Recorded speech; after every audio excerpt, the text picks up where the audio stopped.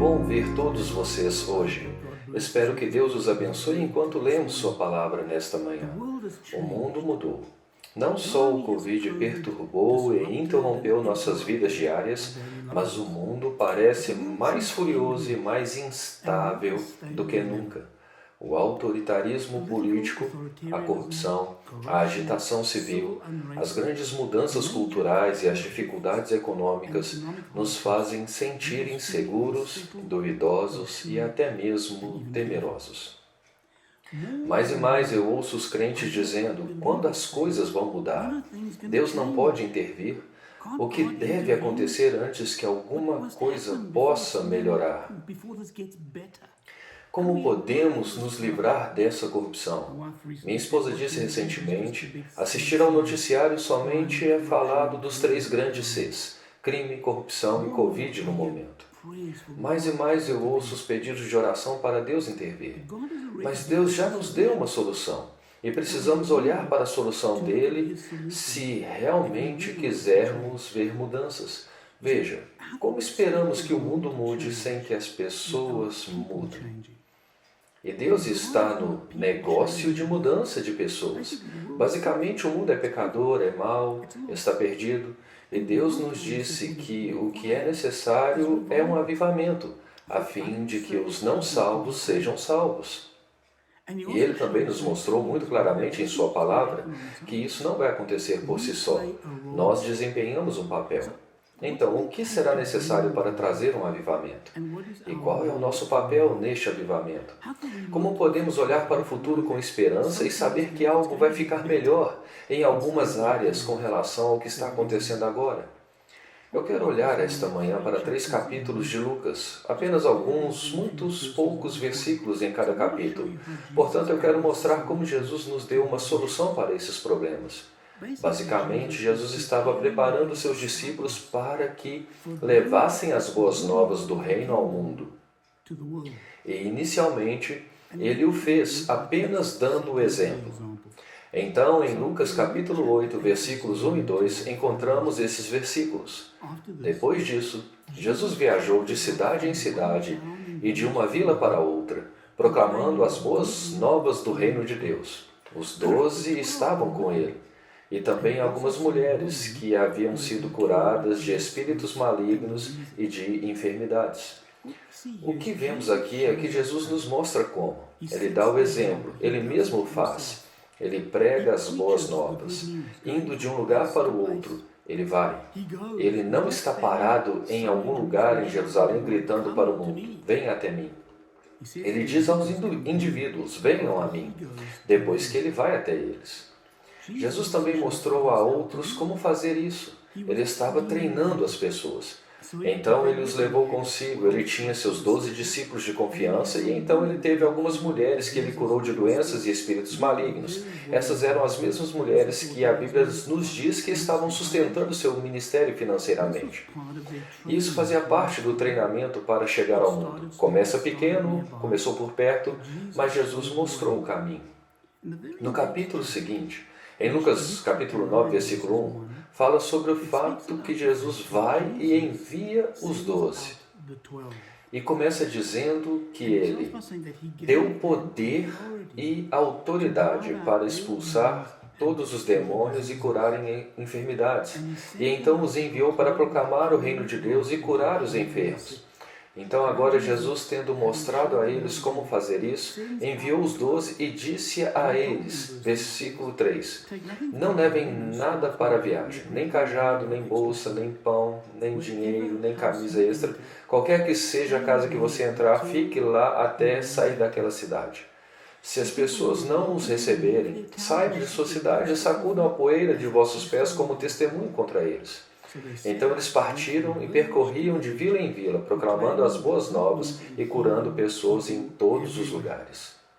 Então, parte da estratégia de treinamento de Jesus é: ele mesmo faz, agora envia os 12, seus discípulos de maior confiança, e dá-lhes instruções muito específicas de onde ir, onde ficar, como proclamar e também como lidar com a falha. Se as pessoas não ouvem, você simplesmente se vira, sacode a poeira dos pés e vai para a próxima aldeia. Eles foram para onde as pessoas estavam. Este é um ponto importante. Eles foram para as pequenas e insignificantes vilas, não apenas para Jerusalém, não apenas para as grandes cidades. Jesus deu-lhes autoridade, então eles não estavam sozinhos. Embora eles não tivessem ido com eles nesta viagem, ele os enviou e então disse: voltem e deem relatório. Ele disse a eles o que fazer e como fazer. Este é um treinamento prático. Então, no próximo capítulo, capítulo 10, versículo 1, ele diz: depois disso, o Senhor designou outros 72 e os enviou de 2 a 2 na frente dele para cada cidade e lugar para onde ele estava para ir. Ele lhes disse: a seara é grande, mas os trabalhadores são poucos. Peça ao Senhor da seara, portanto, para enviar trabalhadores para a sua seara. Ide, estou enviando vocês como cordeiros ao meio de lobos. Então, ele mostrou-lhes o caminho. Então, ele enviou os 12. Eles voltaram e relataram. E agora ele envia 72 discípulos em grupos de 2 e ele lhes diz o que fazer novamente. Mas ele também avisa que eles estão indo como cordeiros entre lobos. E mais tarde, no capítulo 28 de Mateus, ele finalmente mencionou aquilo que chamamos de grande comissão. Ele dá essa instrução a todos os cristãos de todos os tempos, que iremos a todo mundo e faremos discípulos de todas as nações. Primeiro, ele mesmo, depois os 12, depois os 72, agora todos os crentes. Ora, o Covid mudou o mundo. Mas, apesar da pandemia, 3 coisas não mudaram. Vamos manter isso em mente. Número 1, as pessoas ainda precisam do Senhor. Este é o ponto principal. O fato é que nada mudou no coração das pessoas. A necessidade deles por Deus não desapareceu. No entanto, parece que chegou a um impasse em muitos lugares. E, obviamente, há boas razões para isso, porque é claro que os confinamentos e restrições de viagens, as finanças e assim por diante estão muito difíceis no momento e, portanto, não é fácil fazer o trabalho missionário. Mas também há um impasse em muitas igrejas. Não há mensagens missionárias, não há nada, não há evangelismo e as pessoas acabaram por entrar em confinamento espiritual também. Mas o problema é que agora mesmo, durante o Covid, as pessoas precisam de Deus mais do que nunca. E a diferença é que a pandemia os fez cientes de que precisam de Deus e, portanto, é uma oportunidade enorme.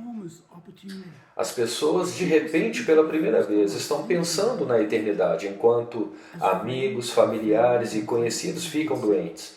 E muitos de nós agora conhecemos que perdeu alguém próximo a eles nesta pandemia. No meio disso, ainda vemos corrupção e crime e todas essas outras coisas e balançamos a cabeça para isso.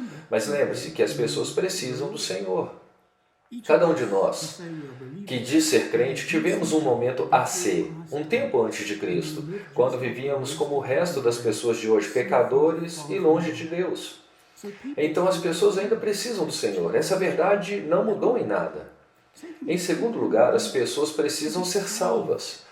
Porque nosso maior problema não é uma pandemia, nem mesmo a corrupção. Nosso maior problema é o pecado. Então, outra coisa que não mudou é que a grande comissão não mudou. Não há advertências ou notas de rodapé e asteriscos ou um número de referência na parte inferior da sua Bíblia que diz: bem, você não precisa fazer isso durante a pandemia, você não tem que estender a mão em tempos difíceis. Não é assim. A grande comissão de ir por todo o mundo, mesmo que seja difícil, permanece para todos os tempos. A terceira coisa é que o poder de Deus e o poder do Evangelho não mudaram. O que significa que quando falamos as palavras do Evangelho, Deus ainda está trabalhando. E é Ele quem muda as pessoas. Portanto, nossa responsabilidade não é mudar as pessoas. Nossa responsabilidade é compartilhar as boas novas, compartilhar o Evangelho de Jesus Cristo e permitir que o poder de Deus opere neles por meio do Espírito Santo para levá-los a Deus e levá-los à salvação. O Covid, infelizmente, forneceu uma desculpa para muitos pararem de proclamar o Evangelho. E embora existam muitos problemas práticos para as missões, como a proibição de viagens e assim por diante, Precisamos estar cientes de que isso não deve ser usado como desculpa. Algumas pessoas sempre deram desculpas, vamos entender isso muito claramente. Em Lucas 9, um desses capítulos após Jesus ter enviado os 12, ele nos fala sobre algumas dessas desculpas. No versículo 57 ele diz: E enquanto caminhavam pela estrada, um homem disse-lhe: Seguir-te-ei onde quer que fores. E Jesus respondeu: As raposas têm covis, os pássaros têm ninhos, mas o Filho do Homem não tem onde reclinar a cabeça. Ele disse a outro homem: Segue-me. Mas ele respondeu: Senhor, primeiro deixe-me ir e sepultar o meu pai. Jesus disse a ele: Deixa os mortos sepultar os seus próprios mortos, porém tu vais e proclama o reino de Deus. Qual é a sua desculpa? Ainda outro disse: Eu te seguirei, Senhor, mas primeiro deixe-me voltar e dizer adeus à minha família. Jesus respondeu: Ninguém que põe a mão no arado e olha para trás está apto para servir no reino de Deus. Não há desculpas, devemos compartilhar a nossa fé e alcançar o mundo. Devemos contar a eles sobre as boas novas de Jesus. O Covid não é uma desculpa, é uma oportunidade. Então, como trazemos o avivamento? Há 6 pontos que desejo extrair desses textos e precisamos entendê-los para que possamos entrar nesse desejo apaixonado e depois agir para levar o Evangelho. Agora, primeiro precisamos nos aproximar do avivamento com oração. Lemos isso. O Senhor nos diz que os trabalhadores são poucos, a seara é grande, mas os trabalhadores são poucos. Peça ao Senhor da seara, portanto, para enviar trabalhadores para a sua seara. Ora, como está o mundo? Está pronto. Há milhões apenas esperando para ouvir sobre Jesus. Mas sempre há muito poucas pessoas dispostas a ir. E então começa com uma oração, e uma oração por trabalhadores. O Senhor nos diz: você ora para que o Senhor envie mais ceifeiros.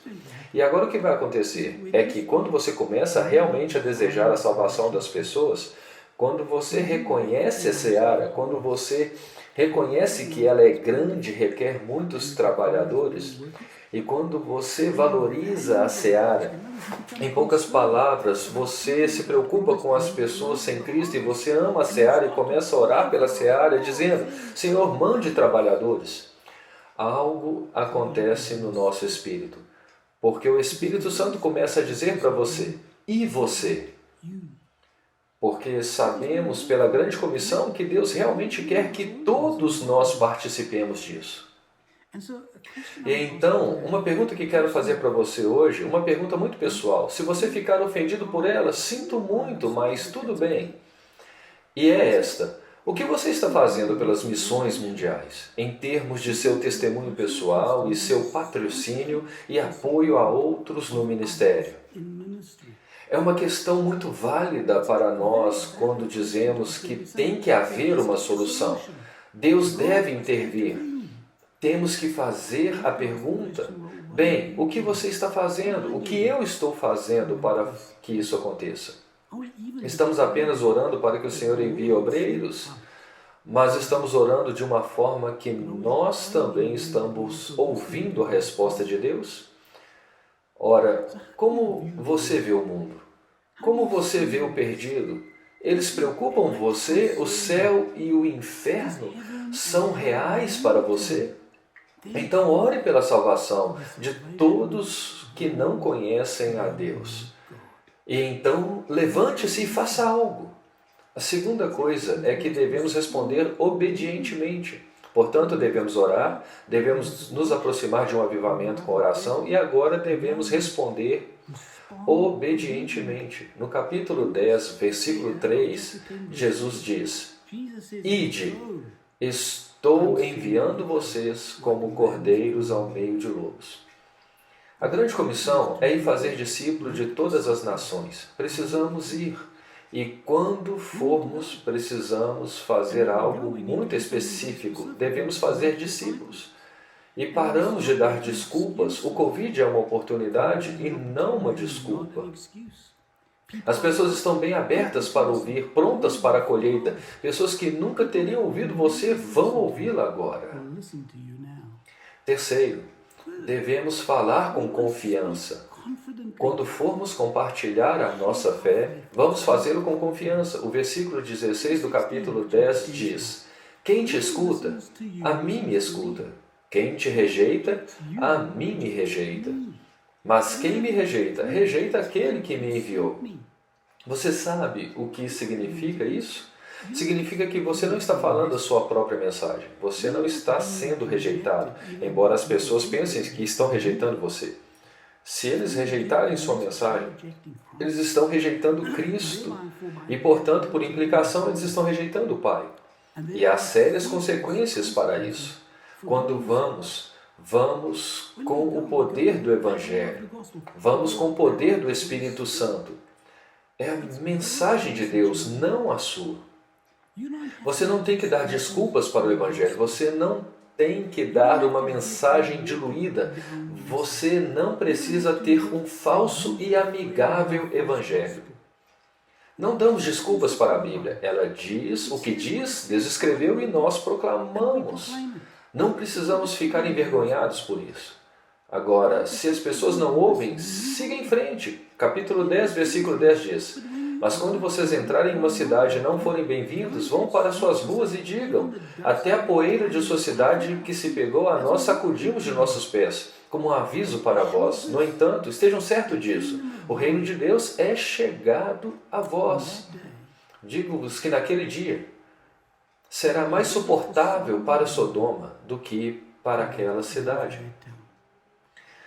Então está chegando um dia está chegando, quando o reino de Deus será firmemente estabelecido, e todos virão diante dele, e aqueles que o rejeitaram pagarão um preço naquele dia. Então, você pode ir com confiança. Não vamos com arrogância, não vamos de forma altiva, vamos com humildade, mas sabemos que as consequências de não acreditar estão no futuro das pessoas que o rejeitam. Você não está lá para forçá-los a entrar no reino. Você não está lá para convencê-los a qualquer custo. Você fala a verdade em amor e deixa o Espírito Santo fazer sua obra. E se rejeitarem, enfrentarão as consequências. Então você volta e ora por eles. Então o que fazemos? Atraímos o avivamento com oração, respondemos obedientemente, vamos com confiança, falamos com segurança, mas também vivemos com sacrifício. É interessante que Jesus disse no capítulo 10, versículo 4, não levem bolsa, nem alforje, nem sandália, e não cumprimentem a ninguém na estrada. Cheguem lá, não perca tempo. Quando vocês entrarem em uma casa, primeiro digam, paz seja nesta casa. Veja que isso é semelhante ao que ele disse aos 12, apenas um pouco diferente. Se alguém que promove a paz estiver lá, sua paz estará com ele, senão ela retornará para vocês. Fiquem aí, comendo e bebendo o que te derem, porque o trabalhador merece seu salário, não andeis de casa em casa. Quando vocês entrarem em uma cidade, forem bem-vindos, comam o que for oferecido a vocês, curem os enfermos que estão lá e digam-lhes, o reino de Deus é chegado a vós. Viver sacrificialmente significa, faça o que for preciso. Saia da sua zona de conforto. E sua zona de conforto, às vezes, é apenas o que você come. Agora, em um local de missão, pediram-me para comer coisas muito estranhas na minha vida. E nem sempre é fácil, mas a ideia é que quando as pessoas te oferecerem hospitalidade, quando uma porta se abrir, passe por ela. E não importa se a senhora tem 83 gatos e o lugar fede. Lide com isso. Não importa se a casa está suja, não importa se é uma casa rica, não importa quais sejam as circunstâncias, quando Deus abrir a porta para você compartilhar o Evangelho, pegue esta oportunidade. Viva com sacrifício, abra mão do tempo, desista das amizades que o prendem e o impedem de compartilhar o Evangelho. onde ele diz: não pare para cumprimentar ninguém, isso significa não perca tempo, não seja tão envolvido na sociedade civil, não seja tão envolvido na vida social que o impeça de compartilhar sua fé. E nenhuma dessas coisas é ruim. É que quando elas ocupam todo o seu tempo, e eu estou certo que se naquele tempo tivéssemos telefones celulares, teria sido dito assim: desligue o seu celular, saia das redes sociais e use esse tempo para proclamar o reino de Deus. E no mínimo, use suas redes sociais para proclamar o Evangelho. Portanto, sacrifique sua casa, sacrifique sua comida e até mesmo sua saúde pelo bem do Evangelho. Viva sacrificialmente. Número 5. Viva sem medo. Pessoal, é perigoso compartilhar o Evangelho em alguns lugares e em certos lugares são mais perigosos do que outros. O capítulo 9, versículo 23 diz o seguinte: disse então a todos: quem quiser ser meu discípulo, negue-se a si mesmo, tome cada dia a sua cruz e siga-me. Pois quem quiser salvar a sua vida, a perderá. Mas quem perder a sua vida por minha causa, a salvará. De que adianta alguém ganhar o mundo inteiro e ainda assim perder-se ou prejudicar-se a si mesmo? Qualquer que se envergonhar de mim e das minhas palavras, deles se envergonhará o Filho do Homem, quando vier na sua glória e na glória do Pai e dos santos anjos. Pessoal, precisamos fazer uma escolha. Você pode viver com medo ou ousadamente. O avivamento tem um custo. As almas são mais valiosas do que a sua popularidade? Você está realmente disposto a se arriscar, a ofender alguém por causa do Evangelho? Você está disposto a ser rejeitado por alguns e perseguido por outros? Veja, devemos amar Jesus mais do que amamos a nós mesmos. Devemos enfrentar destemidamente qualquer perseguição que se seguirá ao nosso testemunho. E certamente acontecerá, porque Ele está nos enviando como cordeiro entre lobos. Mas sabemos pelas Escrituras que estes são aqueles momentos em que acumulamos recompensas no céu. Quando vivemos sem medo, fielmente, sem temer nem mesmo a morte. E se essa for a morte de um relacionamento, ou de uma oportunidade, ou até mesmo a morte do meu corpo, você está disposto a arriscar tudo para que outros possam ser salvos? Para que este mundo possa ser impactado? Sempre tivemos esta mensagem. 2000 anos atrás, Jesus nos disse como mudar o mundo. Mas nós temos negado isso de forma egoísta e escolhemos o que queremos fazer no reino. E fazemos isso sobre nós mesmos e não sobre os outros. E é hora de começar a amar e servir outras pessoas e se sacrificar pela eternidade delas. Finalmente, devemos também viver com alegria. Isso deve vir de uma fonte de alegria. O capítulo 10, versículos 17 a 20, nos fala sobre quando eles, os 72, voltaram de sua jornada. Diz: os 72 voltaram com alegria e disseram: Senhor, até os demônios se submetem a nós em teu nome. E você acha que Jesus ficaria animado com isso? Mas ele diz... Ele respondeu: eu vi Satanás cair como um raio do céu. Dei-lhes autoridade para pisar cobras e escorpiões e vencerem todo o poder do inimigo, e nada vos fará dano algum. No entanto, não se alegrem porque os espíritos se submetem a vocês, mas alegrem-se antes porque os seus nomes estão escritos nos céus. Isso realmente forma a base do evangelismo. O fato de que somos salvos. Tudo começa com a sua própria salvação. Gente, se você não tem certeza da sua própria salvação, você não pode falar com outras pessoas sobre Jesus. Você deve estar convencido de que você sabe, de que sabe que está salvo. E é claro, isso é absolutamente permitido e promovido nas Escrituras para que você saiba que se você veio a Cristo por sua graça, você é salvo por meio da fé. Que um dia você olhou para a cruz e disse: Jesus, salva-me. E Ele fez isso. E essa é a fonte da nossa alegria. Estamos destinados ao céu. Nossos nomes estão escritos lá. Não por causa de qualquer coisa que tenhamos feito, mas tudo por causa de sua graça e misericórdia. E é por causa dessa alegria e da preocupação com os outros é que vamos levar o Evangelho. Você não quer ir e pensar sobre a sua própria salvação por um momento? Então, contemple e se alegre novamente com aquilo que Deus fez por você. Onde você estaria se não fosse por Cristo? E então comece a orar por aqueles que você conhece e outras pessoas no mundo que ainda não o conhecem. Não tem aquela confiança de salvação e então comece a ir atrás deles. Tudo começa com a sua própria salvação, mas deve terminar em um testemunho sólido do verdadeiro Evangelho da graça. O Evangelho que nos diz que todos são pecadores e que Jesus morreu por nossos pecados. Ele foi sepultado e ressuscitou para vencer a morte e que quando colocamos a nossa fé nele, podemos ser salvos. E então, o Espírito Santo vem e faz algo dentro de nós, nos transforma. Você gostaria de mudar os funcionários corruptos? Ore por eles e encontre uma maneira de compartilhar o Evangelho. Você quer mudar seu vizinho? Conte a ele sobre Jesus. Você quer mudar o mundo? Então vamos! Que Deus te abençoe. Vamos orar juntos. Pai, por favor, dê-nos o avivamento novamente. Mas comece comigo. Sim, Senhor, comece comigo. E então, Senhor, limpe meus olhos e me ajude a erguê-los para ver um mundo que precisa desesperadamente do Senhor.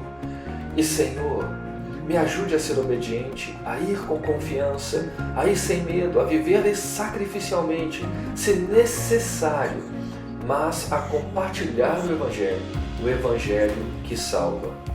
Pedimos isso em nome de Jesus. Amém.